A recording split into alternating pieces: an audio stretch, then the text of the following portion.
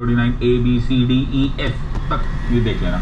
Political 325 and 326. I hope everyone remembers the voting rights and the electoral rights of individuals cannot be discriminated except if so provided by law. अगर और कोई चीज से disqualified है तो बात अलग है, वरना you are supposed to get political equality. So you have three types of equality: civic, you have economic, you have political equality. Fraternity, ये बहुत इंपॉर्टेंट क्वेश्चन आने लग गया है. अब आजकल के माहौल में ये फ्रेटर्निटी पे क्वेश्चन आते हैं. पहले लोग इतना पढ़ते ही नहीं थे फ्रेटर्निटी के बारे में, अब पढ़ने लगेंगे. क्यों जरूरी है पढ़ना फ्रेटर्निटी के बारे में? Because it is a sense of brotherhood. ये हमारे बीच में जो डाउट्स आ जाते हैं कि क्या हम इंडियंस हैं, क्या हम डिवाइड हो रहे हैं, हम डिवाइड क्यों हो रहे हैं. इंडियंस को फ्रेटर्निटी, एक ब्रदरहुड, एक कॉमन थ्रेड ज्वाइन करना बड़ा जरूरी होता है. So national symbols, national flag, national days, okay,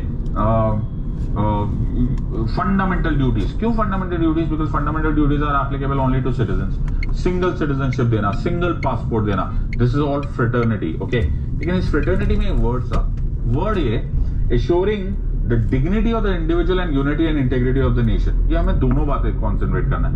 when I am talking of the dignity of the individual, okay, then I also have to look at his personality as a whole. Okay, मुझे उसको भी देखना है. So I have to respect the variability also. सब लोग यहाँ पर जब हम फ्रेटर्निटी बोलते हैं, हम तो ये नहीं बोलते कि सबके सब एक जैसे ही हो जाए. No, you have to assure the dignity of the individual and unity and integrity. By the way, ये याद रखना, इंटेग्रिटी वर्ड भी 42nd कॉन्स्टिट्यूशनल अमेंडमेंट एक्ट 1976 से आया था. ये लोग ट्रैप में फंस जाते हैं, कभी कभी गलत क्वेश्चन कर जाते हैं. लोगों को 42nd अमेंडमेंट 1976 में बहुत कुछ और याद रहता है, लेकिन ये वाला भूल जाते हैं. तो socialist, secular and integrity word डाला गया था. इंपॉर्टेंस क्या है माय फ्रेंड्स? इंपॉर्टेंस है ये political, moral and religious philosophy दिखाता है हमारा. ओके, के मुंशी साहब ने बोला था it is a political horoscope. Now please understand this. उसी तरह से it has been described as the keynote of the Constitution of India. Now there are variety of ways in which preamble is this. ना ये है क्या? जब तुम्हें कोई डाउट हो जाए ना कि यार ये वर्ड जो लिखा हुआ है कॉन्स्टिट्यूशन में, यार ये क्या है, you know, I am not able to interpret. Then you interpret that word. Suppose कोई वर्ड मिल गया प्रीएम्बल में, कोई एस्पेक्ट मिल गया, कोई आर्टिकल मिल गया, और तुम्हें लगे नहीं यार ये तो यार डिक्टेटरशिप जैसा लग रहा है. ओके, यार ये तो कम्युनिज्म टाइप लग रहा है, या ये मेल्स और फीमेल्स के बीच में मेल्स को आगे, या फिर रिच और पुअर में रिच को आगे कर रहा है, तो तुम्हें ऑटोमेटिकली गाइडिंग फोर्स मिल जाएगी. नहीं यार, ऐसा हो नहीं सकता. ऐसा क्यों नहीं हो सकता? बिकॉज जो मॉरल फिलोसफी है ना, वो प्रीएम्बल में आप उसको देखोगे, नहीं यार इक्वालिटी थी. कैसे?